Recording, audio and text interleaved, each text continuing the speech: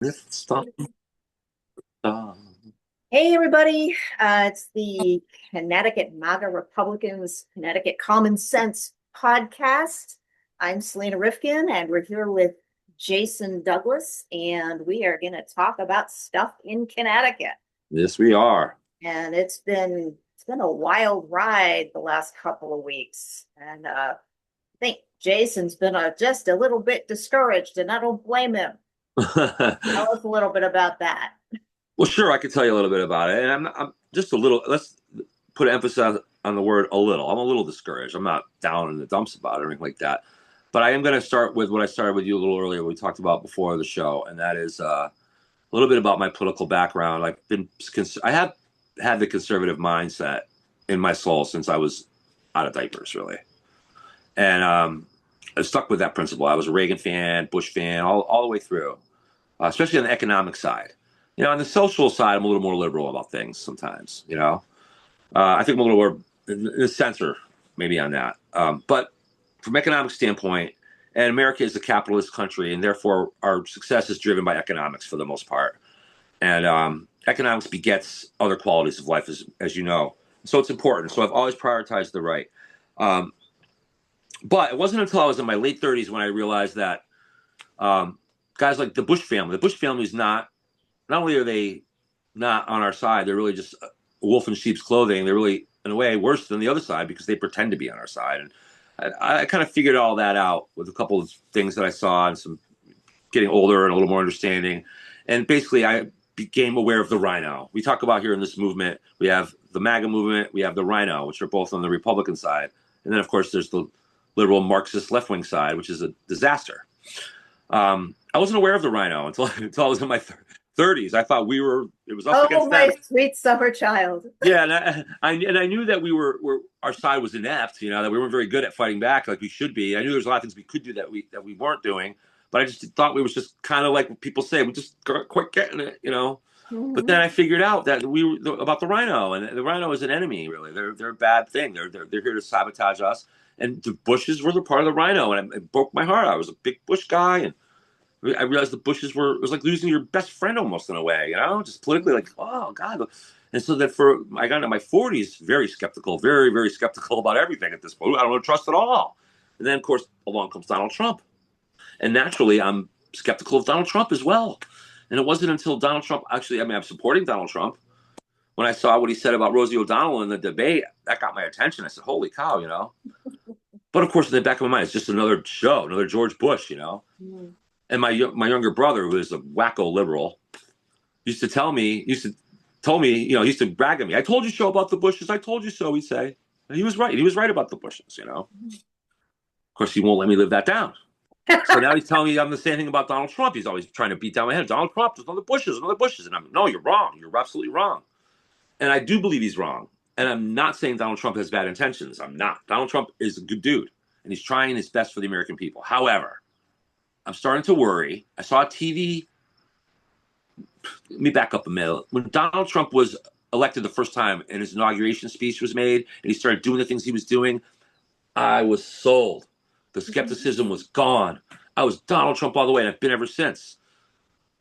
Then this morning I saw a story about how 50 Cent is at the White House or talking with Donald Trump, trying to talk him out of pardoning Puff Daddy.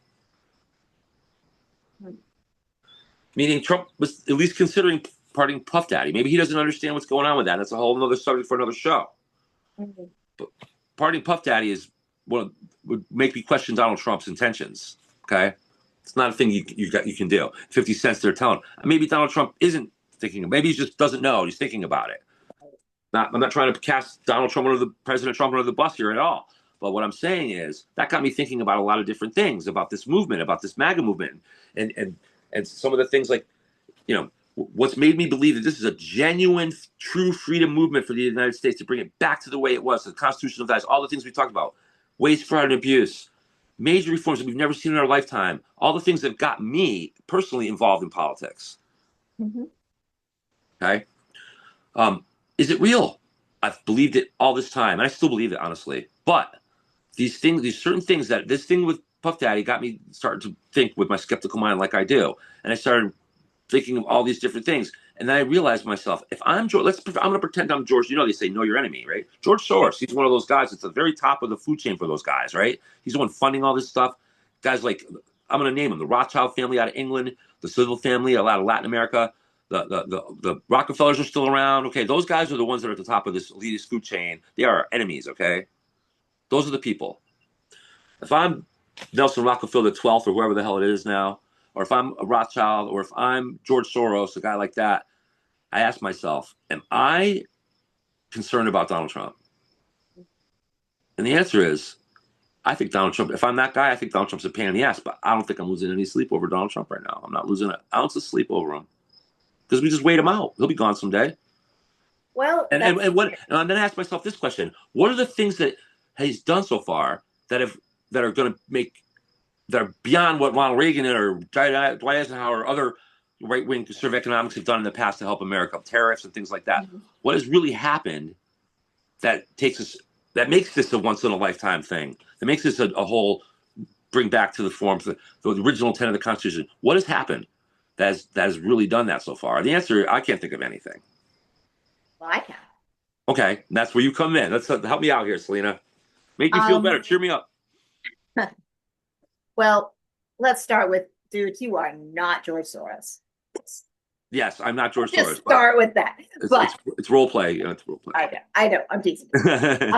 So the first piece of this is that MAGA does not belong to Donald Trump. Right. MAGA is about making our country aligned with the Constitution and the values that our founders intended for us. Correct. Now, here's the issue. One of the things that we don't as humans really understand ourselves. We just don't. And we want to look outside ourselves to see, it's like, and I think there's a certain percentage of the population. I'm not one of those people who's like looking and saying, oh, this guy's going to save us. I'm a first-time Trump voter. I was libertarian for about 10 years. That means that I'm used to losing. So yeah, like I'm just used to losing. What I expect. However, that being said, I think what the founding fathers missed, and that's okay because they did a spectacular job getting done articulating what they did, and they really did a spectacular job. Yeah. And there really wasn't anything else they could have done about this particular issue. But the thing is that the thing that makes stuff go wrong is us. And I don't mean our leaders. No, people, humanity. I mean us. You mean humanity? Yes. Yes. Humans. Yeah. And I don't want to be negative about that because we have a choice. We do not have to sit on our butts and say, oh, this or that politician is going to save us. See, what we've done is we've taken our political class, and this might be a function, but I see it happening elsewhere. It's like this seems to be something that's happening in the Western world, is we've taken our politicians, and maybe because we're, a capitalist society, and in a capitalist society, everybody is, we have this whole concept of division of labor. Mm-hmm. So what we've done is we've taken the political class and said, oh, okay, that's their job. Yep. It's not their job. It's our job. No, it's not their job. It is not their job. It gets even better because we've taken the political parties like the Democrat Party and the GOP, and we've said, oh, this is the professional organization for our professional class. And we've assumed that the GOP or the Democrats, for that matter, are going to represent our moral interests, whatever those are.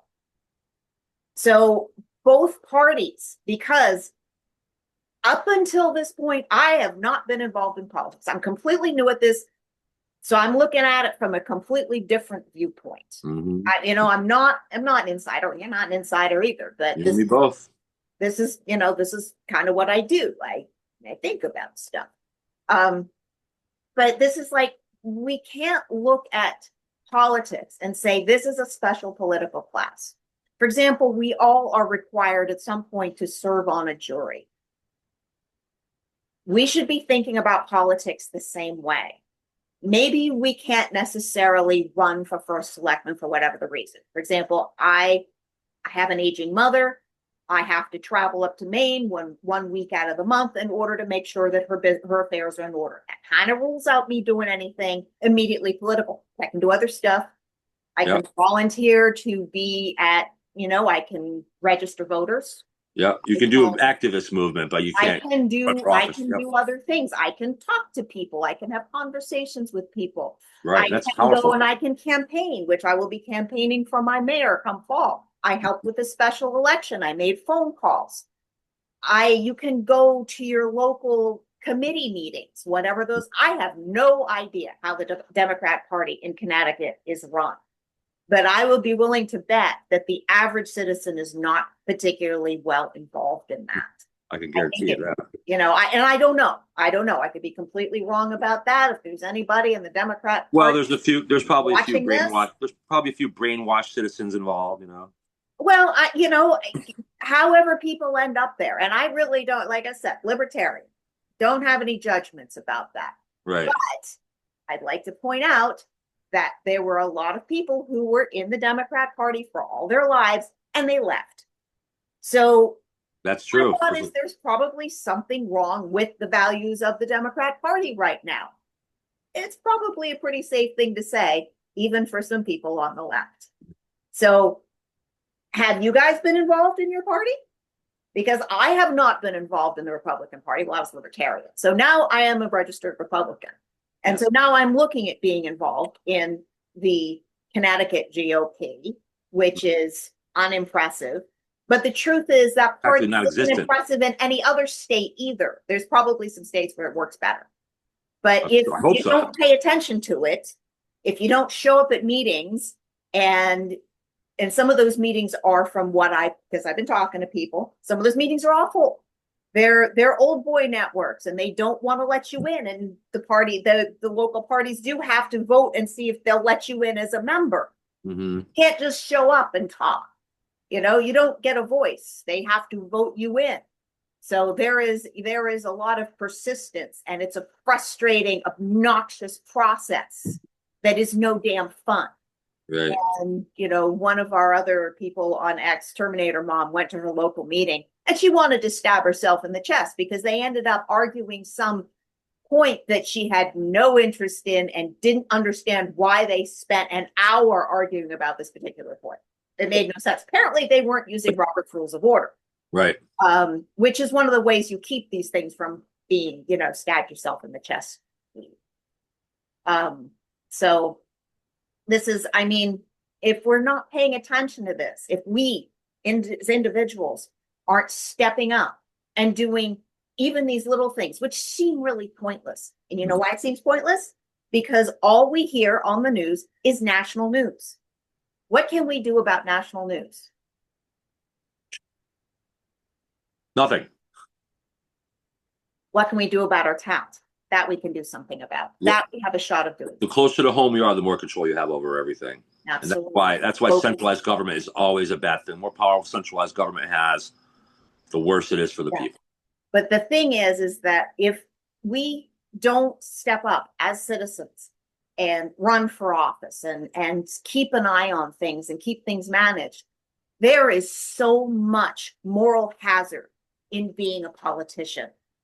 If the people who are politicians don't have the rest of us around them saying, stay on track, stay on track, right, on track. Right, you're right. We leave it to them to do everything, and we just we rely on them for everything, and they're people too. They're flawed. Yeah. And the thing is that at the end of the day, we try to be civilized as people, and we do pretty good job for the most of us. We do. Most of us, we do a great job. Yeah, most of us though. Not all of us. Though. That's the thing. Yeah. There's some interesting things going on right now. For sure. Yeah, and they're making a lot of noise. They make a lot of noise. So like bad makes more noise than good. Outnumbers bad, but bad makes more noise. Mm-hmm. Generally, that's what we're dealing with in politics in Connecticut right now. Yeah, and that's and there's we can talk about some of the things that are going on in Connecticut. I mean, there's certainly some interesting national news, but we're about Connecticut, so But what that gets back to my question though, like what kind of, I know that there's a lot of federal workers that are being fired that shouldn't have jobs. There's too much bureaucracy. So some of that is happening, you know. Mhm. I know there's been some waste, fraud, and abuse that's been exposed. A lot of it's been exposed, but apparently only a very small percentage of it is actually being slashed at Well, this point. I do know that Doge is still continuing to do their work, is just because Elon's gone. No, I know that Yeah, I do see that, and I do think. I mean, I think things are going in the right direction. I'm still optimistic, but yeah, I'm also realistic. So, yeah. um, again, when I say I like to put myself in the shoes of people that I don't agree with or that are an enemy, even because it Mhm. helps me strategize. And when I do that, I can say to Right. myself, you know, again, what is the most concerning to them? I know, like Powell, right, the head of the Federal Reserve, has not resigned. Donald Trump has asked him to resign. He Mhm. hasn't resigned.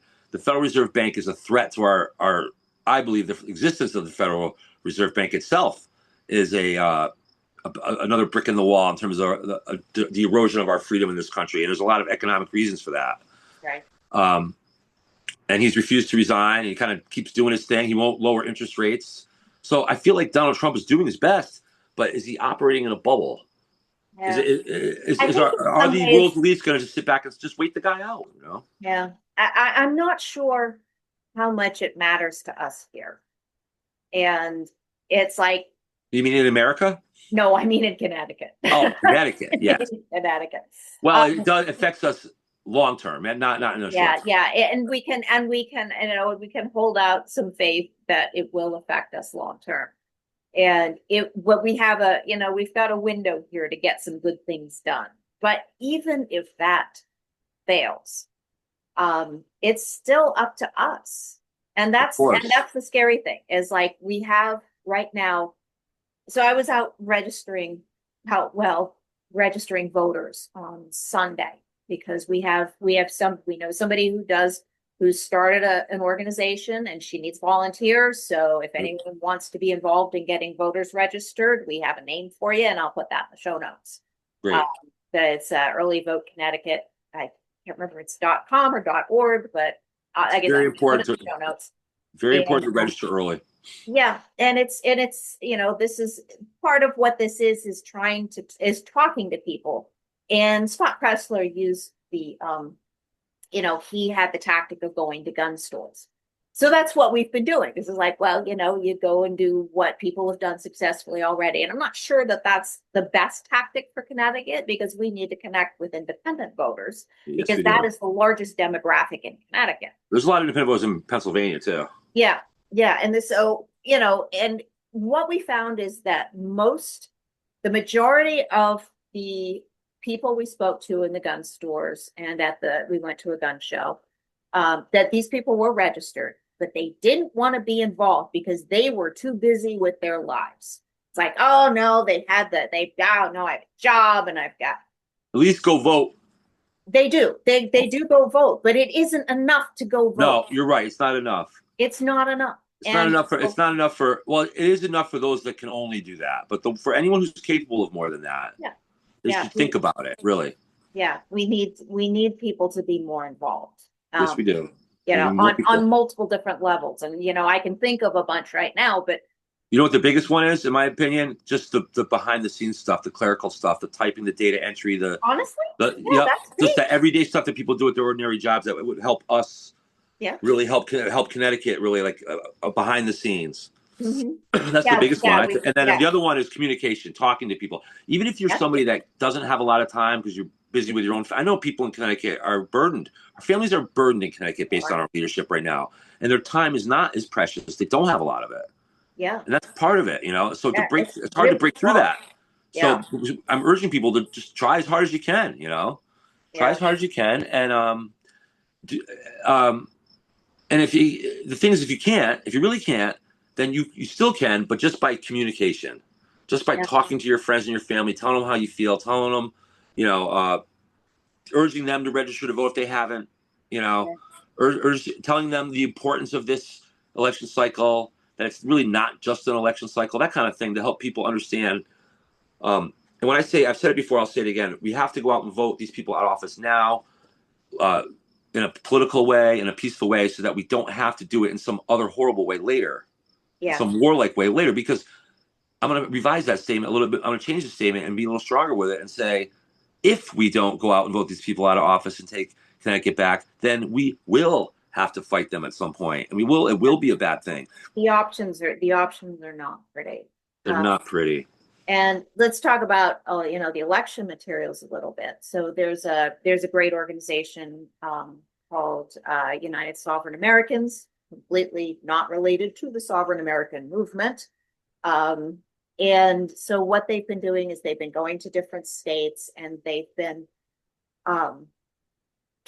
going through the voter rolls. They've been cataloging the material errors.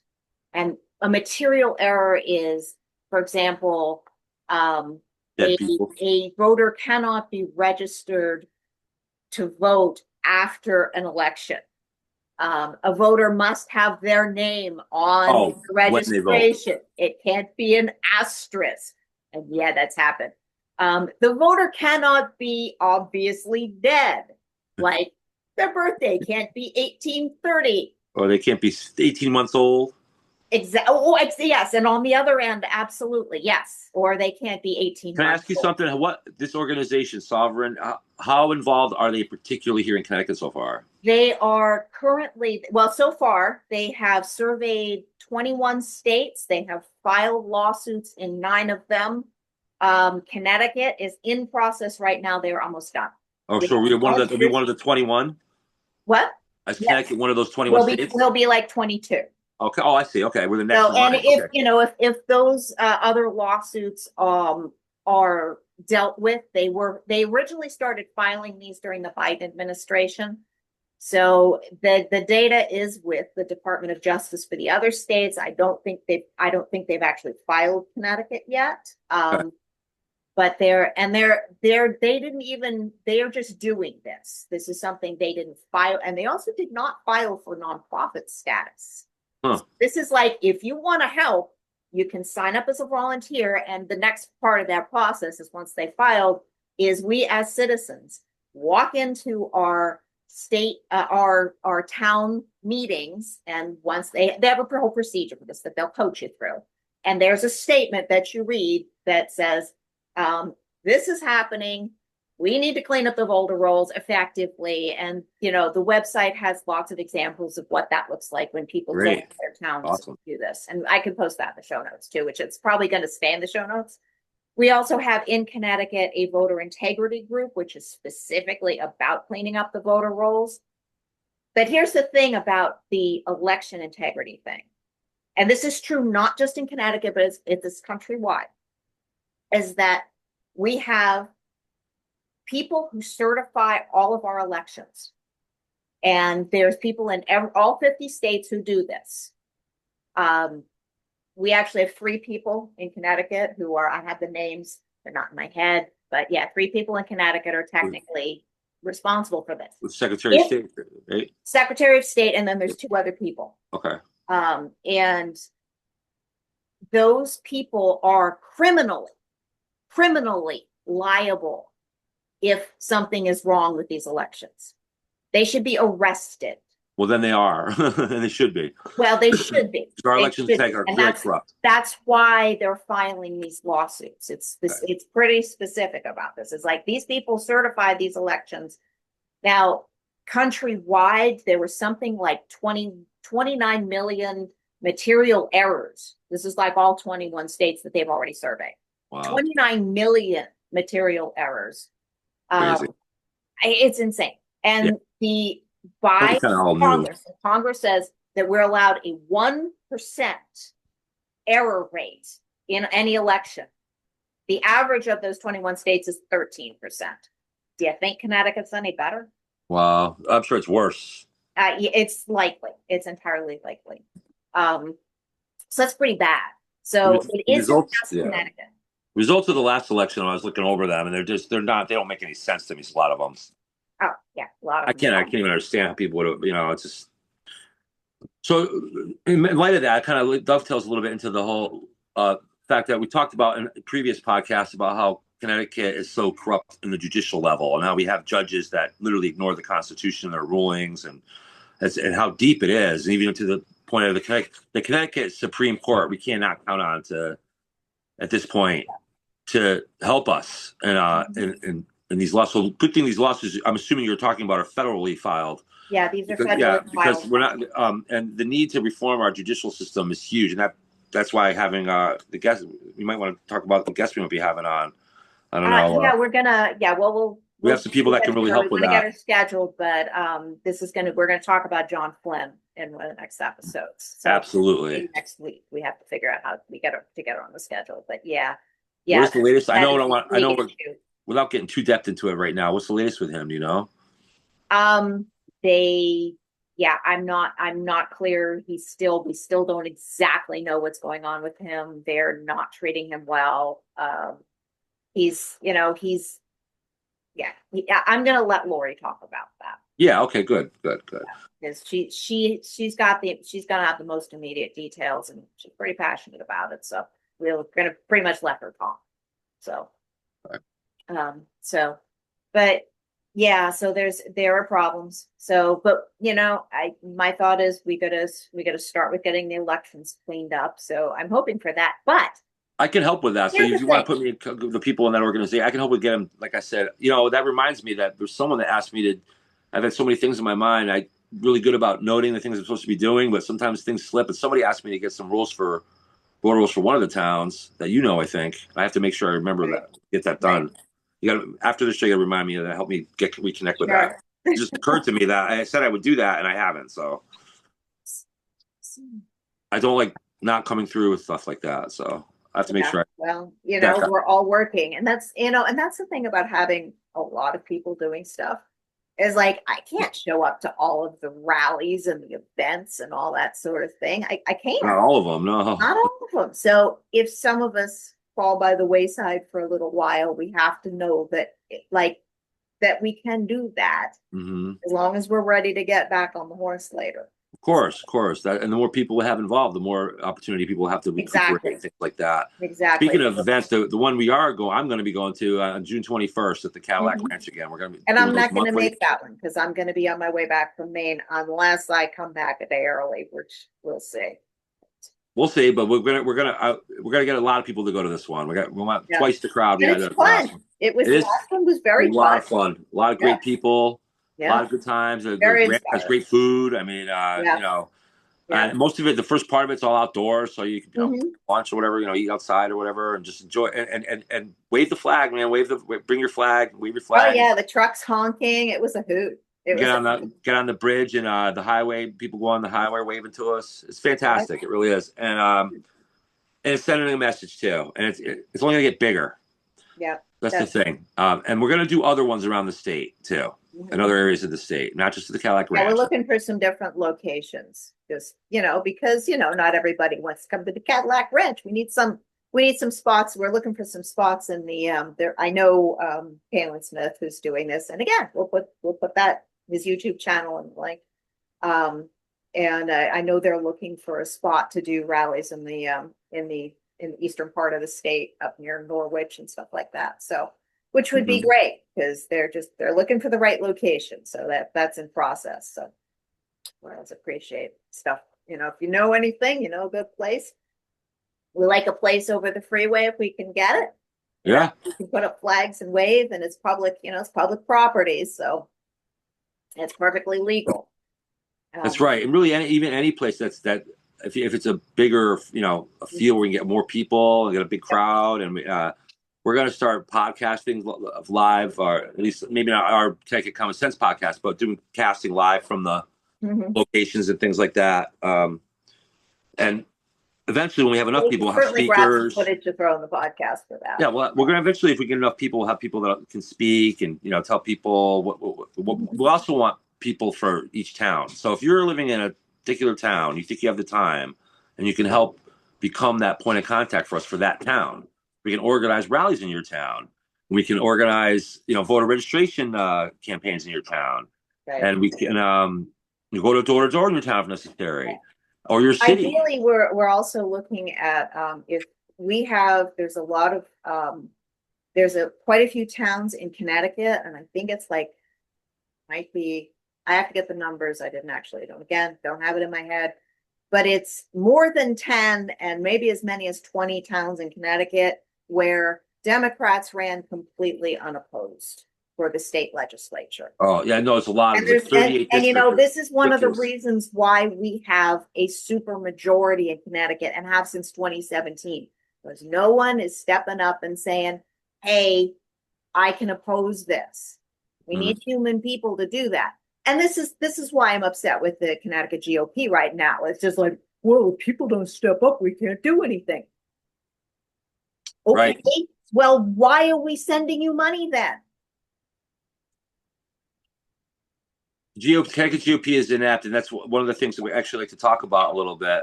We do have an election every 2 years. Connecticut elects a new chairman of the Republican Party. Yeah, that's this year. So, and that's this year. June 24th is the date. We got the date now. The guy's name is Ben Proto. You probably might have heard of him. He's been in the news.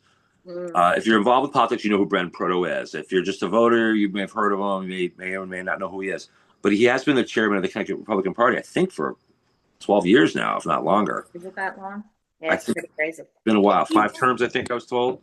Yeah. That's 10 years, probably 10 years at least. He wouldn't. So the deal is that he would not let any member of the GOP, the declaration from on high was that no, the Connecticut GOP does not endorse Donald Trump. You weren't even allowed to mention his name, during the election. There would be none of that. So you know what the party's doing now? So when they send out their fundraising, they say, isn't it great that Donald Trump is doing X, Y, and Z? Look at this. Look how great the GOP is. Give us money. Are you kidding me? Not at all. So they don't want to mention Donald Trump unless about during the campaign, trying to make money. Right. And then once they get the money, they're gonna and they're just gonna run another lame people campaign. Need to start going to the Republican town, and this is why there are more independent voters in Connecticut than there are on either of the parties, because everybody's so disgusted with the parties. But I want to take a minute and make an argument for reclaiming the parties. Because one of the things that conservatives don't do a good job of is they don't articulate why we need the structures. And I'm going to come back to we're the problem. If we just go make a brand new party, we're bringing the same problems with us. So maybe we need to look at what we're not doing, being lazy, corrupt, whatever the hell, and go step into the existing structures. And then we can see if they need to be changed. And we can fix the existing structure. That would be the idea. How about a Republican Party with a platform for America First? How about that? How about that? Connecticut First, particularly. How about that? How about that? That's not what we have for the GOP right now. No, it is not. It's a mess. Even the Connecticut Democrat Party doesn't have that, as far as I can tell. I don't know what they have. So, yes, it's important to start showing up, bring your friends, and if you got the time, start showing up. Even if you don't have the time, make the time. Yeah. Start showing up at your Republican town committee meetings. It's easy to find out when and where they are online. And just start making your voice heard. But show up in numbers. If you just show up by yourself, you better be good. Bring somebody with you. Bring somebody with you. Bring a couple people with you. Bring your phone with you. And document any flack you might get. But you shouldn't get any flack. You probably won't get any flack if you go just to observe and ask questions. And if by some chance, because I'm about halfway through the list of Republican Town Committee meetings, and there's a web page. We have a newsletter. It's called it's ctcommonsense.substack.com. I'll put the show notes. And on that, there is, when you go onto Substack, you'll see on that page, you go through the list and you'll find the one that talks about RTCs. And what I'm trying to do is I'm trying to make sure that if there are weekly meetings, I update it on that page. Or you can go to the Connecticut GOP and they have a place where they say you can contact. My issue with that page is that there are RTCs that don't have websites, including in Bridgeport. Or if they do, they don't even use them. No, there is no website for Bridgeport.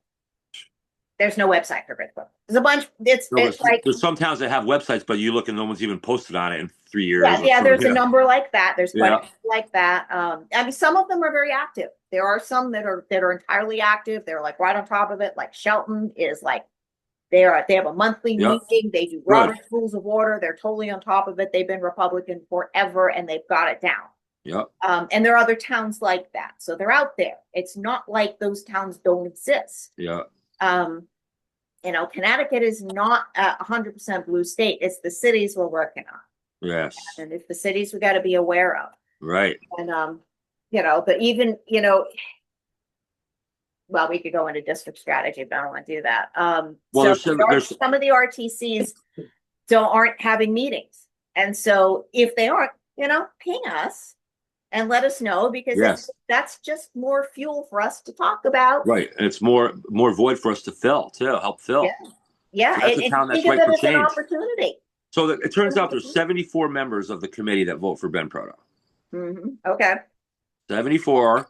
I was on the phone with one of them a few days ago, and he's going to help me figure out, this individual is going to help me figure out, or he's going to point out to me, among those 74, the dozen or so or more that are completely 100% loyal to Ben Proto, and then the other 20 or 30 that are likely Ben Proto votes, and then the other 20 or 30 that have been hemming and hawing, and then, of course, the 10 or 12 that are completely on board with what we're trying to do and want him out.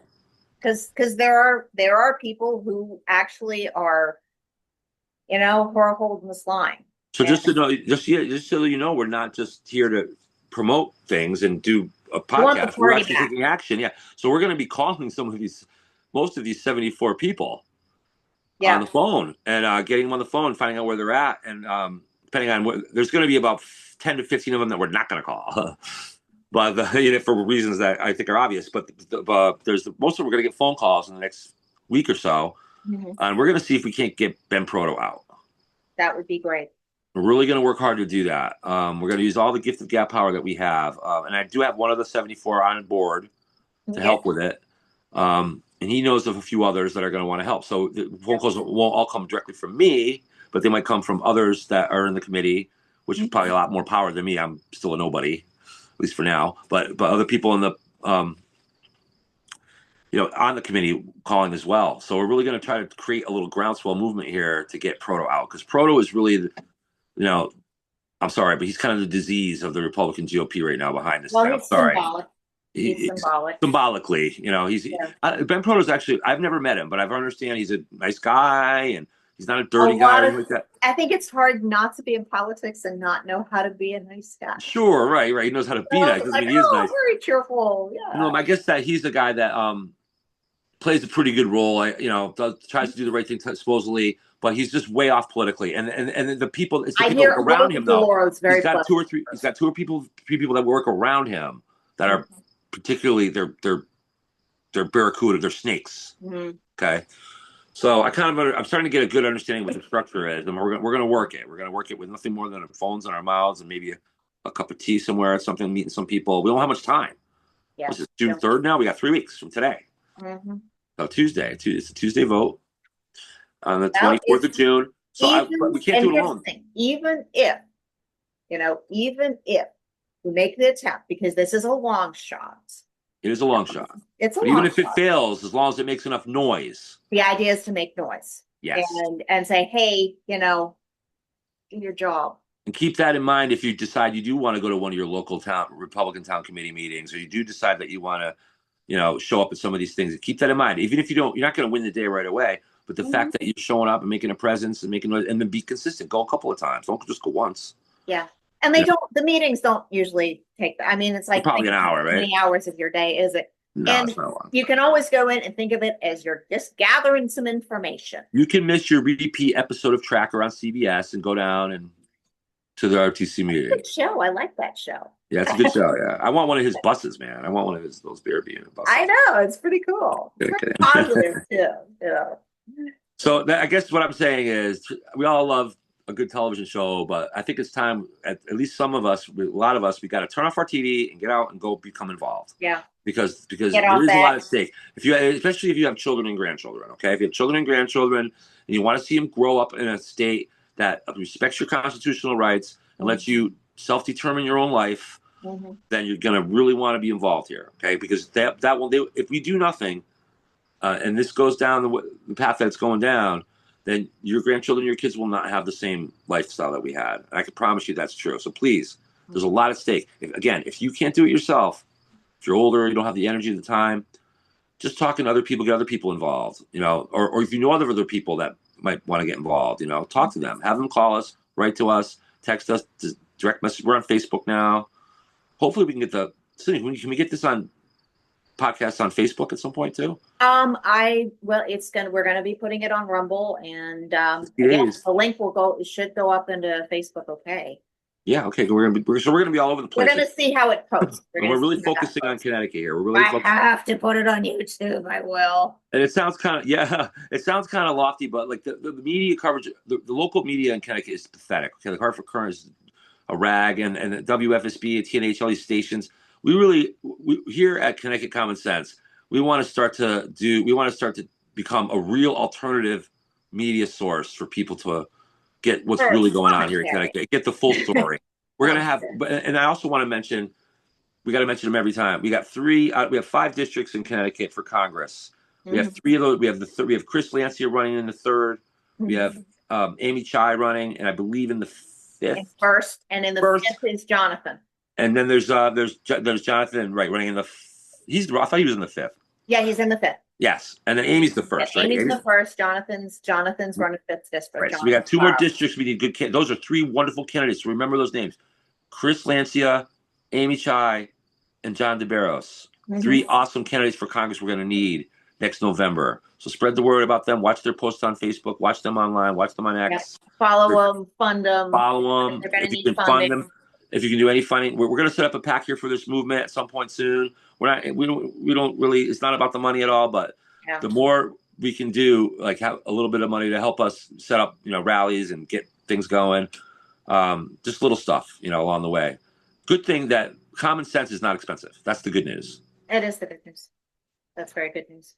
I do have something I want to talk a little bit about empowering. If you have a town you're in that is already, this isn't going to work that well in a place where, there's a lot of, where your town is like really blue. I'm not sure how well it would work in my town, which is mostly actually a Democrat town, even though we tend to elect a Republican mayor. If you have a town that's mostly Republican, or you can convince enough people in your town that voter integrity matters, then get a look at your voter rolls. Cleaning up voter rolls is not that complicated. But here's the other thing. In the Connecticut Constitution, there is no requirement that we use those voting machines. We could go back to hand counting. We should. That would cut down, that means that we'd actually know what we were getting. And everyone would be sure about that.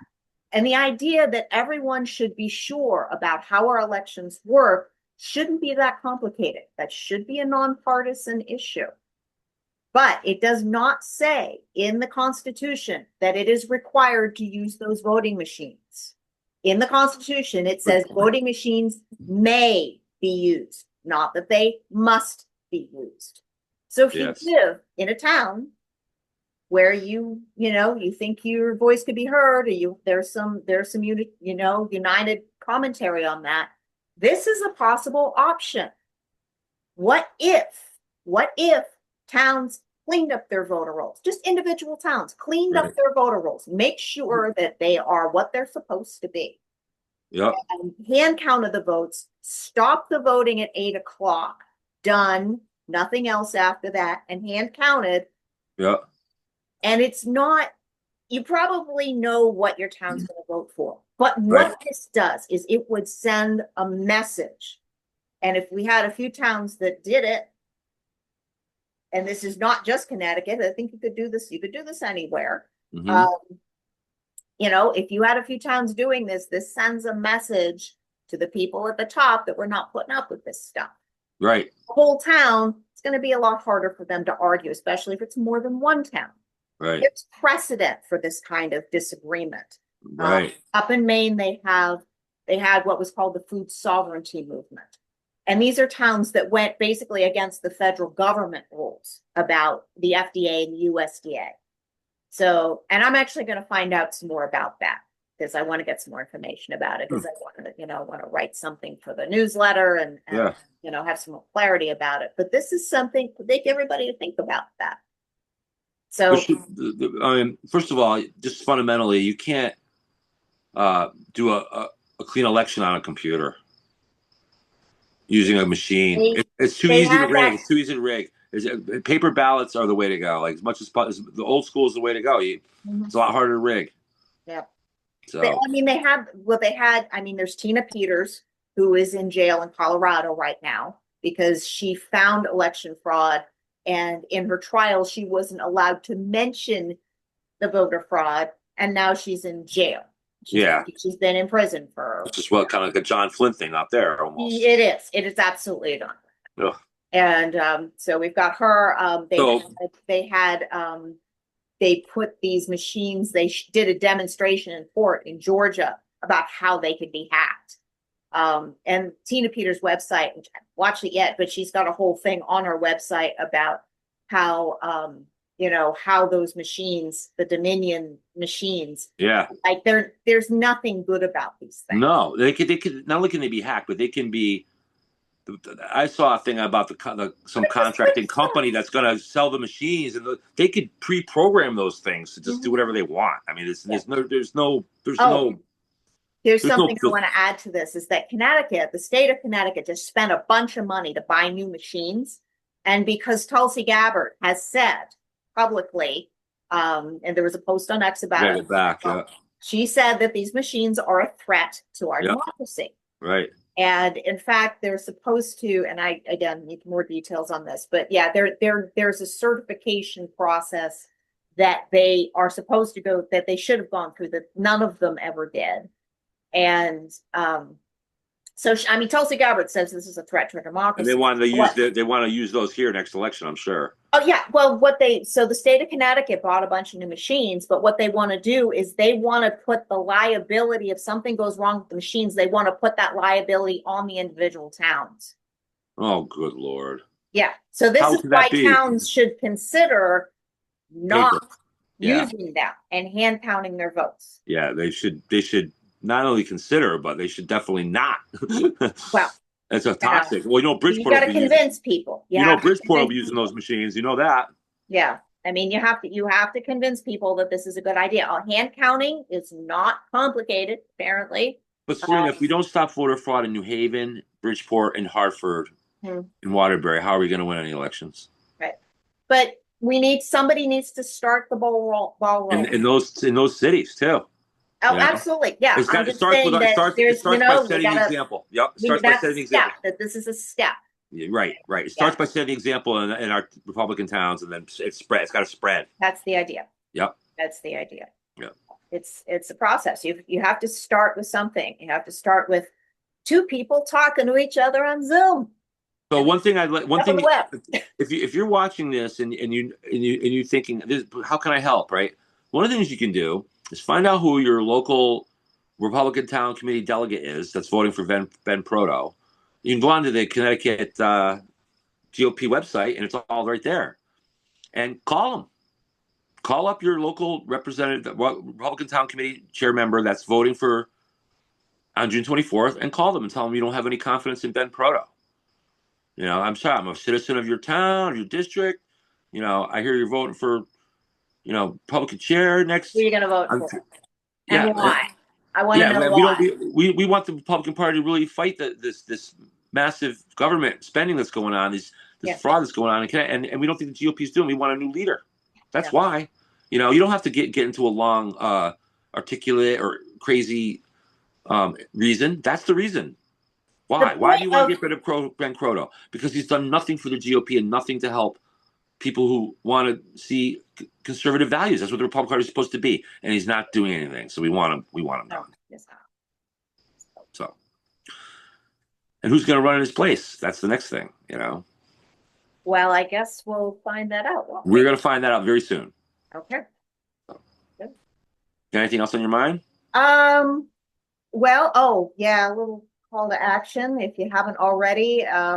There is a bill that's, I mean, we have been so pounded with bills from the Connecticut legislature, and Yeah, they're I know. all They're almost, probably they're like uniformly horrible. because they know they're going to lose and they're trying to sabotage it. Yeah, so yeah, they're just uniformly horrible. The one that has really I think has going to have the biggest and most dreadful effect on us as individuals is HB 5002, which has already passed the House and the Senate, even though the people have yelled and screamed about it. This thing started out as a nice little 10-page bill, and it's turned into a monster that will absolutely destroy all local zoning. Oh yeah. Yeah, it requires that every town make space for Low income affordable housing. housing. And we know what happens with affordable housing. We're gonna And have crime go up nobody's all over going the to go small live towns. in affordable housing. This is a So, disaster. people who are not actually citizens So this has been enacted let into alone law. the country. This has already been enacted into law. No, it is not. It Sign could still be vetoed by the governor. That's the line. So what we need to do, the call to action is call the governor, tell him to veto HB 5002. That is critical. Contact information in the show notes. That is critical. Everyone should be calling. Yeah. Look, this thing's I mean, of all the awful bills, this is the one that is like, this is going to affect all of us. This will take little towns, peaceful towns like Bethlehem and Union, and especially if it's got a train station, because the idea is put this stuff next to train stations so everybody can have public transportation. It'll turn into you'll see if this is enacted and over time, you'll see the crime rates skyrocket in all the small towns. Mm-hmm. Yeah. It won't be safe anymore in Connecticut, period. It's not real safe now. So it had been, and we are losing it. Yeah. But it'll be truly unsafe. Mm-hmm. Truly, to the point where, at this point in time, I've had people ask me before, you think I should have a gun? Are you ever a gun? Nah, But if stuff like this, at this point, I would change my tune and recommend everyone who's capable of one should probably carry some kind of mace or firearm or something to protect themselves. If they're going to turn this place into a nightmare that it is, please call Governor Lamont and tell him not. Relying on Governor Lamont to do something for us is pretty scary. Like I said, it's already gone through the House. Call the governor and tell him what 5005 or is that what you said? 500 HB 5002. HB 5002. Do not sign HB 5002. Veto HB 5002. You're right. That's huge. Oh my goodness. Yeah, it's crazy. And this isn't even election year yet. They still have a year and a half or more in power, if not, Yes, they do. Yeah, wow. And there was quite a protest on that at the Capitol, I understand. Yeah. There was. They're not interested in the will of the people. Yeah. Not interested. So. Yeah, it takes. Yeah, I mean, it takes a lot of people showing up at the Capitol, and even that. And this is why I'm not a huge fan of the massive protests. Because it's like, well, if you get enough people to show up and scream, and again, how much time do any of us have? So it's like, but again, we don't know how many of these people are actually elected legitimately. Mm-hmm. You're right. And we should know that. This is a nonpartisan issue. We should know who we're electing. Right. And I'm going to put in the show note. I'm going to put everything in the show notes so that you guys can go and check out United Sovereign Americans and their data, because this is something that there was this whole, there was all of the, election fraud stuff was all run through the courts, and they never found anything. Mass fraud. Yeah, and it's like United Sovereign Americans has actually looked at the voter rolls. So it's not court, this is direct information. Yeah. And we should know who we're electing. Fine. You wanna elect a Democrat? Fine. But let's know that's actually what people wanted. I have no doubt in my mind if these elections were fair, these past 2 elections in Connecticut we had were fair ones. We'd have Stepnoski in the governor's seat. We'd have George Logan. Yeah. You know, Yeah, I there's no think doubt so. in my mind. I think so too. Hey, that's just our opinion, but Yeah, I mean, you don't know unless you know. it can't be more than an opinion because we don't have the proof of it. But guys like John Flynn were finding things like that, and look what happened. And, So it's a sensitive. They've got the people, and at least they've got the people in Bridgeport they're going to go At to least we've trial exposed or Torrington something. too. Torrington too got exposed. Okay. If we can get, I guess if we can make enough noise, there's no way they can stop us. There's more of us than there are of them. That's the thing, and that's why it's so important to go out and make noise and not take this thing lying down. And that's why cities like Bridgeport. Look, speaking to if you're living in an inner city, if you're in a minority persuasion, this is particularly important to you. This is not separate from you guys because it's these Bridgeport in particular, where election fraud was massively used to elect bad actors into office that continue to keep your neighborhoods unsafe and savory and schools with garbage and with garbage. I drive through Bridgeport all the time, and it's nobody wants to live like that. You guys, there's better. You get a better life for that with better leadership. Yeah. And these people, and you're right, Selena, you should, yes, people at Bridgeport in particular, know who you're electing, know who you've elected. These people are not meant to be in office that are running the city of Bridgeport. The Bridgeport City Council is an abomination. The citizens are responsible for electing their designated officials. Right. That's in the Constitution. And people, we the people ourselves are responsible for preserving our rights and our freedom. The government can only pave the way and help prevent us from losing them. But in the end of the day, the government by nature becomes a violator of your rights. It's part of what we got back to when we were talking about earlier. Humanity, the human factor, the few bad actors that worm their way in and make all this noise and create intimidation that intimidates a lot of good people. So this is why we have men competing in women's sports and only one woman on the team speaks up against it instead of the whole team. Yeah. And if the men are in the women's sports, what's happening in the schools? We need to, right. We can go on for a while. Are we there? Yes. Yeah, we're good. Have we arrived? Okay. We've arrived. All right. Very good. All right. So it's great. And who do we have? We have a guest for Thursday. We have, yes, Jason Godoyne on Thursday. And then on the 17th, we have Pastor Jake Dell he's the pastor of the Woodbury Church. That'll be fun. That'll be a very interesting. I met him at the rally at the Cadillac Rally last month. He's a really good dude. He's got a lot of good values, and he's going to talk about the separation of church and state, which is an awesome topic. That'll be an interesting conversation. So, what's Jason Godoyne's position? He's going to tell us. He's running for the 19th district. Okay. For the state senate. Excellent. He's a great guy. We'll let him tell us. I'll leave him to tell us what his positions are. He's going to tell us about who he is and what's going on. You and I will bounce off him, and he's a good dude. I had breakfast with him. Michelle May is also a close associate of his. She's the register of voters in Hebron, so she's got Hebron on the right track going for. She's our point of contact in that town. Excellent. Jake Dell's going to be our point of contact for Woodbury. So we're building this network. Okay. Very good. All right. So we'll wrap it up for today. All right. Bye, everybody. Good night. God bless Connecticut. God bless America. Damn Skippy.